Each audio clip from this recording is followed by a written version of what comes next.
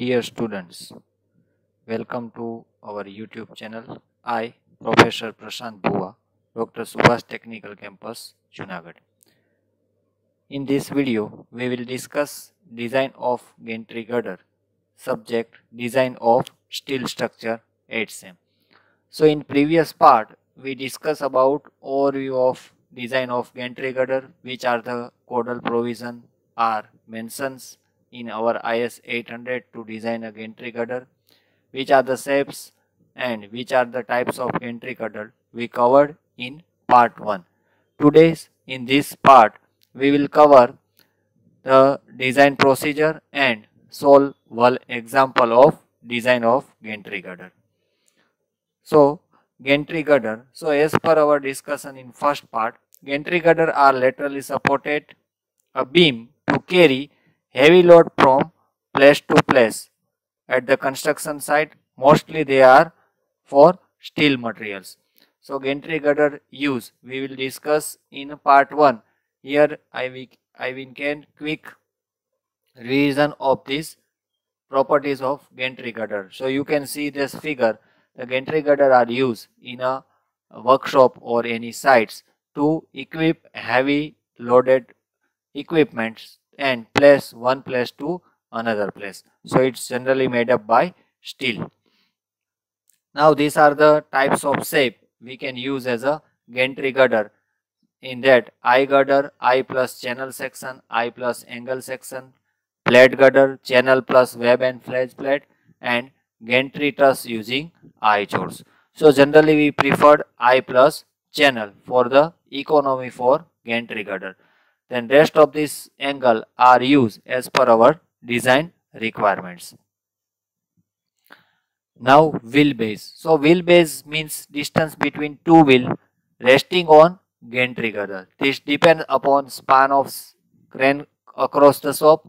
The wheelbase may be taken as follow. You can see the figure over there. There are a gantry girder. On that, wheel load should be motion throughout the longitudinal length, and between two center to center length it should be a wheelbase, and between two center to center rail it will be a crane span. So as per the maximum wheelbase up to 8 meters span by 3, 8 to 12 meter it should be 3.6 meter, and above 12 meter span by 6. So these three criteria will be covered according to span of wheelbase, decide on span of crane girder. Support. So gantry girder may be supported on bracket attached to the column or step column or separate column set on inner side of the main column. So there are the three way we can support the gantry girder shape. You can see that gantry girder is our I plus C channel. It's supported in first condition. Gantry girder supported on bracket attached to the column. We provide the bracket attached to the column, and on that we should provide gantry girder. Our second alternate arrangement, gantry girder supported on step column. We should consider a step column while we considering the column erection, and on that we provide the gantry girder. And our third arrangement, gantry girder supported on separate column. We should provide a separate column for resting the gantry girder. But in our general case, we should provide bracket connection through the column to provide the gantry girder. So there are the three way, and that way support should be provided on gantry girder. Now allowance of impact wheel load.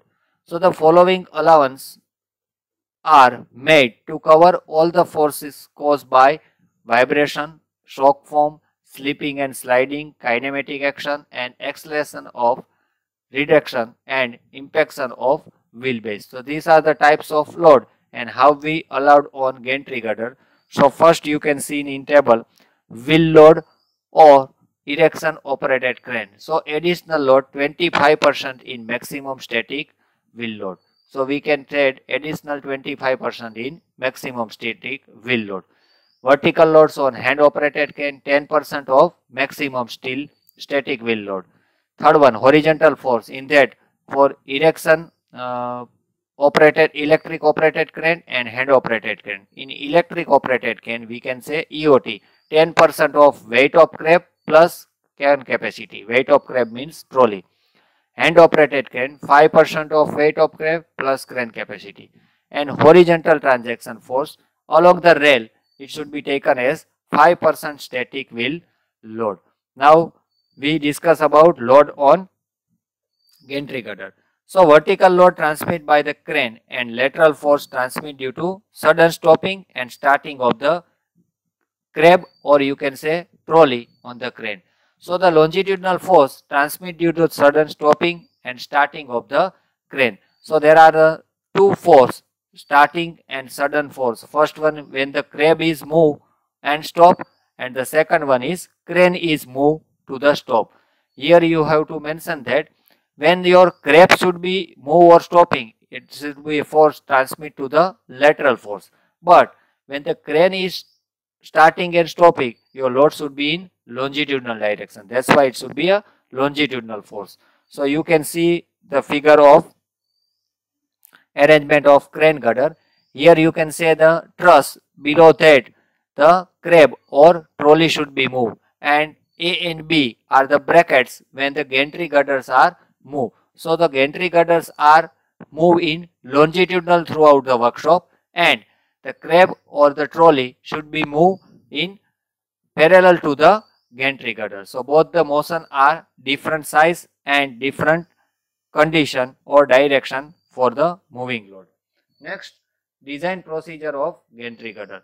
So in design procedure part 1 we will elaborate more, but here some overview of design of gantry girder. So determination of first of all maximum wheel load. So we can identify maximum wheel load based on gantry girder. Then after, maximum vertical shear force and maximum vertical bending moment for the gantry girder. For that we draw the shear force and bending moment diagram. Third, determine the corresponding wheel loads and appropriate lateral force also. Fourth one, analysis and selection of gantry girder. And fifth are checking the criteria that should be our selection gantry girder are okay or not. Next we start one problem, so we can got the idea about the design of gantry girder. So design a gantry girder to be used in industrial building carry a manual operated traveling crane for following data. Here you have to given the following data regarding design of gantry girder. First of all, one, crane capacity is 200 kilonewton. Self weight of crane girder excluding trolley is 200 kilonewton. Set fail for trolley 40 kilonewton. Approximate minimum approach of crane hook 1.2 meter. Wheelbase 3.5 meter. Distance between gantry girder rails 36 meters. Distance between column 8 meter. Self weight of rail section 300 Newton per meter. Diameter of crane wheels 150 mm. So our first step, first of all we decide the partial safety factor. So load factor gamma m0, gamma mw and gamma m1. So generally epsilon in our data we will tell 250 grade of steel as a Fy. So our epsilon is 1. Now next step number 2, maximum wheel load. So maximum concentrated load on crane 200, it means trolley load plus hook load 40 kilonewton. So overall load on crane is equal to 240 kilonewton. Now maximum factor load, so converted into the factor load, it should be a 360 kilonewton. Now factored uniform distributed load converted into the UDL load. So 200 divided by 36, that is our span of crane girder, multiplied by 1.5. So we get finally UDL of 8.33 kilonewton. So in this step we evaluate total maximum concentrated load, or you can say the point load on wheel, and throughout the span what should be the uniform distributed load. So here you can see that figure.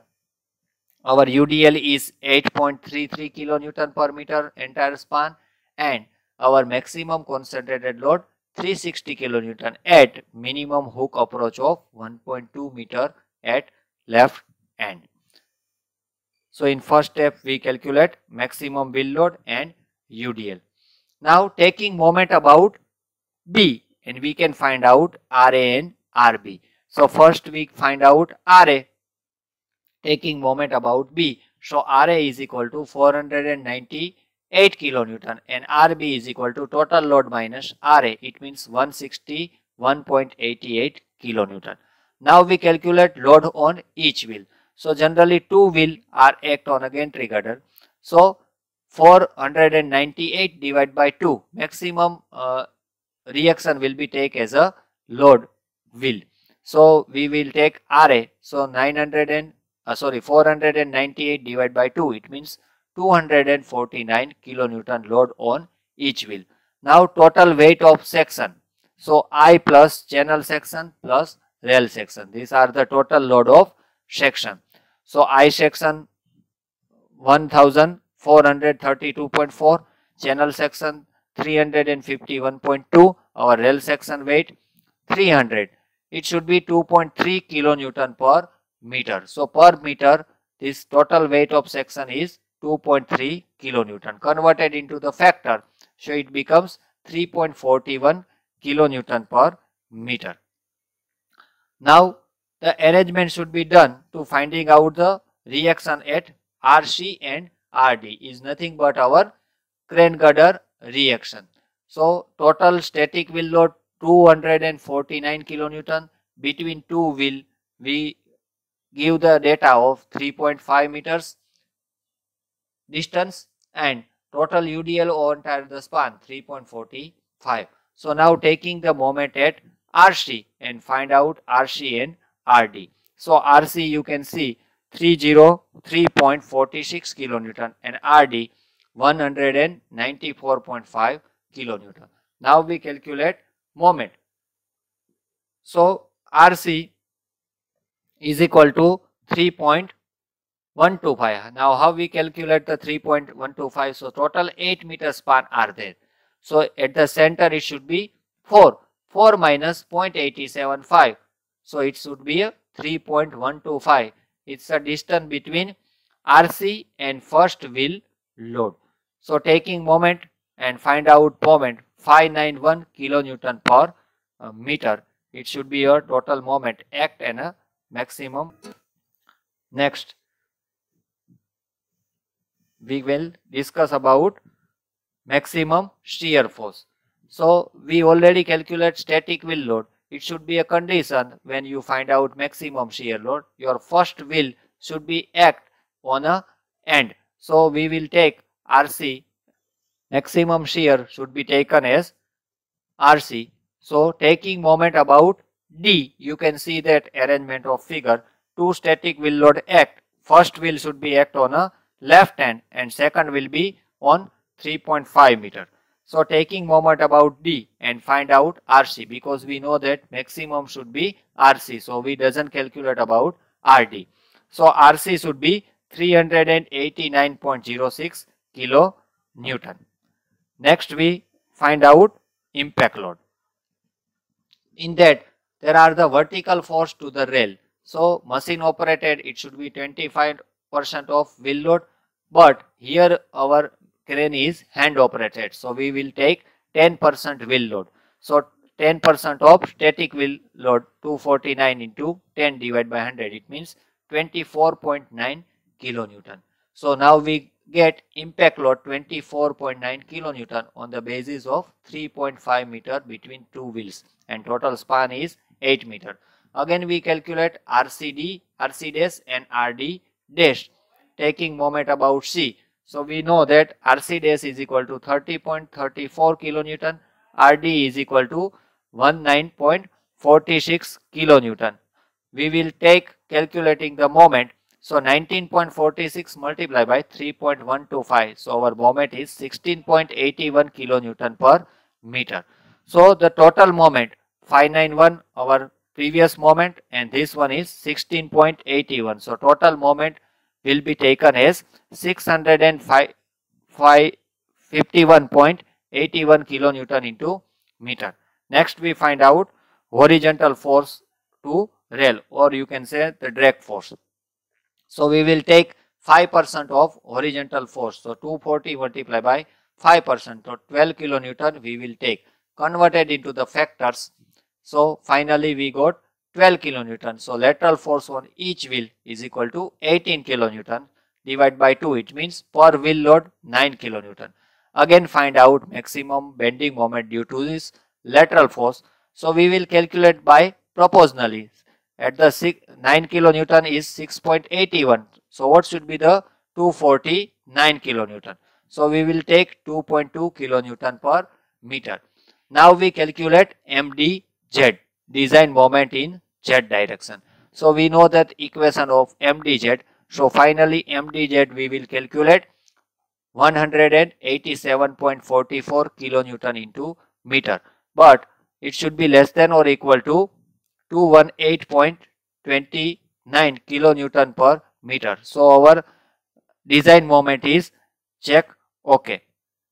Our third and preliminary trial section is about ZP. So first we calculate ZP 1.5 mz upon F5. So we already calculate the moment in Z direction converted into the 1.5 divided by F5. So finally we got 3650.136 centimeter cube. So according to IS 800 2007 table number 4.6, we select ISWB 600 with ZP 39866.66 centimeter square. So our required ZP is 3650. We should provide 3986. So our ISMB 600 properties are taken according to tilt table. You can see over that BF, TF, TW, R1, IXX, IYY and area. Additional we provide I plus C. So select ISMC 300 at the 351 Newton per meter. So according to that, the steel properties of ISMC are TF, BF, TW, R1, IXX, IYY and area. So these are the steel property will be listed down according to steel table. Now we combine the I and C. So you can see that figure.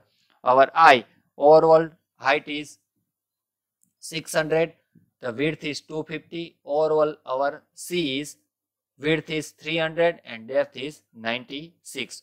So finally we combine I plus C. So C should be provided at the top flange of our I. Next, moment of inertia of this gantry girder. Now we calculate the moment of inertia of that built up section. So first we find out Y bar. Y bar is nothing but summation of AY into summation of A. So we converted into A1Y1, A2Y1. So first our area A1 is nothing but the our area of channel section. So multiply by 300 plus 7.6. So A and Y1 is 307.6. Next, our channel area 4561 multiply by 23.6. 23.6 is nothing but our CZZ of channel section. So finally Y bar is 247.59 mm at the top of channel section. So IZZ gross, it means I of beam plus I channel section. So we already know that IZZ of channel section and converted into IZZ of beam plus IZZ of channel. So we got IZZ for built up section. So in our case, we will calculate 135543 into 10 raised to 4 mm raised to 4 for built up IZZ. Next, we taken A1, A2, A3, A4 is equal to A5, A6. So calculate A1, A2, A3 is equal to A3, A4 is equal to A5 and A6. So that equal area axis should be maintained.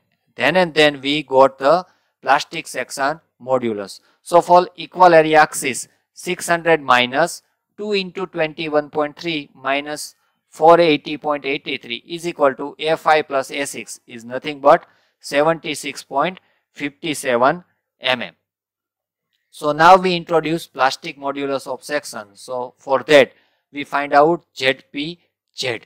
So ZPZ we find out following this procedure regarding the individual section A1, A2, A3, A4 is equal to A5 plus A6. So finally we got ZP 4764935.97 mm raised to cube.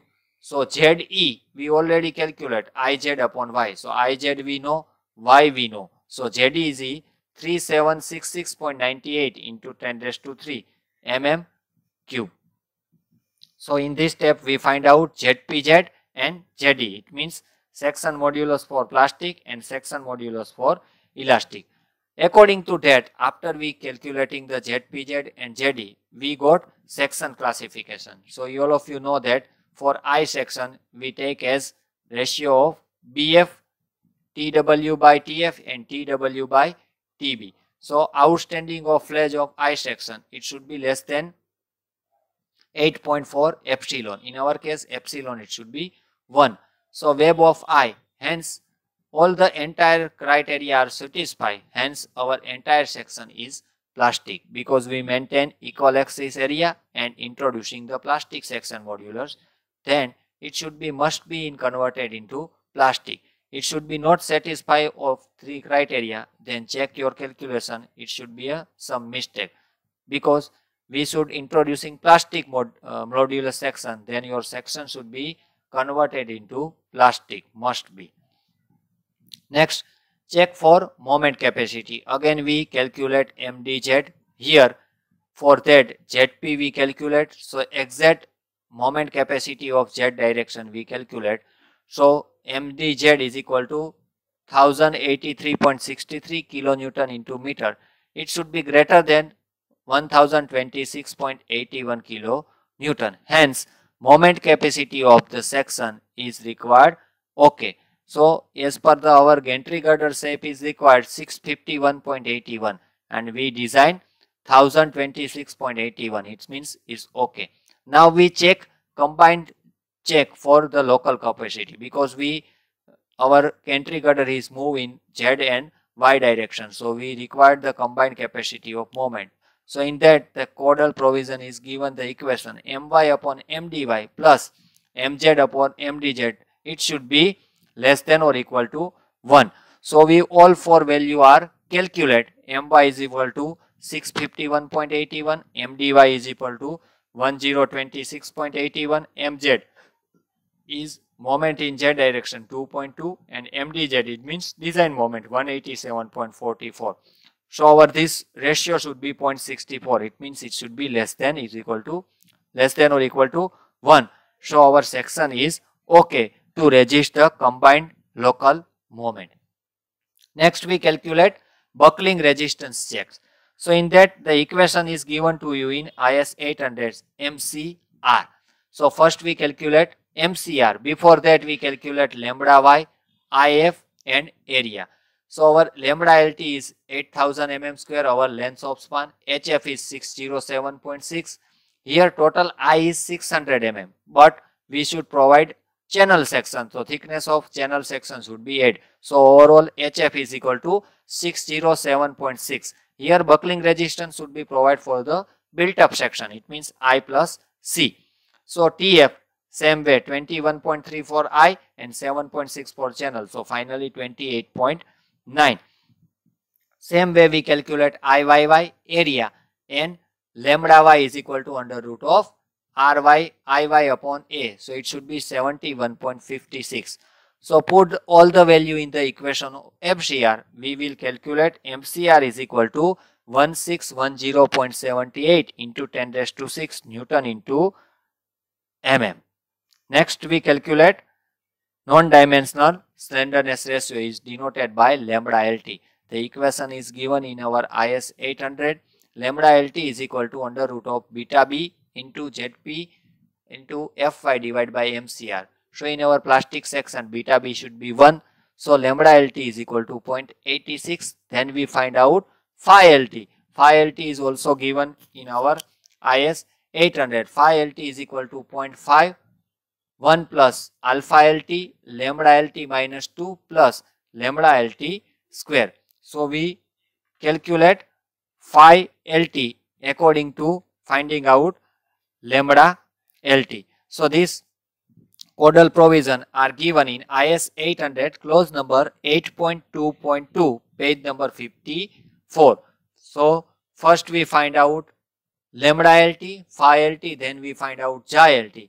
After the calculating this all equation, we know that what is the design bending compressive strength. So find out FBD xi LT into Fy divided by gamma m0. So finally we know the design compressive stress is equal to 175 Newton per mm square for our built up section that should be provided as a gantry girder. Next check for design bending strength. So we already calculate MdZ. So MdZ is equal to 834.39 kilonewton into meter. So our required MD is 651, but we should achieve 834. It means our bending strength is okay to resist the moment. Now next, our checking step. So first we check shear capacity of check. In that we already know the maximum shear force, or you can say the vertical force, converted into the impact load. So our total design shear force is equal to 427.96. So we calculate VD. VD is equal to nothing but H into TW into Fy under root 3 into Fy. So in that check for shear capacity, the clause codal provision is given in IS 800 clause number 8.4.1 page number 59. So our VD is 881.77 kilonewton into meter, and our requirement is shear resisting for 427. So we resist 881. So here shear capacity is also safe and check okay. The next check is web bearing capacity. So web bearing capacity is given clause number 8.37.3.1 on page number 67 IS 800. So we should provide buckling class, or you can say the combination of I and C. So our curve is C. So first we find out FW, before that find out B1 and N2. So B1 is 100 minus 150, N2 is 2.5 times TF plus RF, so is 96. FW is 626.18 kilonewton, and our requirement is 427. So our web is also resist safe bearing capacity of load. So hence buckling resistance is satisfactory value. Next, thank you. So these are the some step to finding out the check for buckling, bending, shear and shear capacity of cranes. So these few steps are for the checking of your trial section is okay or not. Thank you.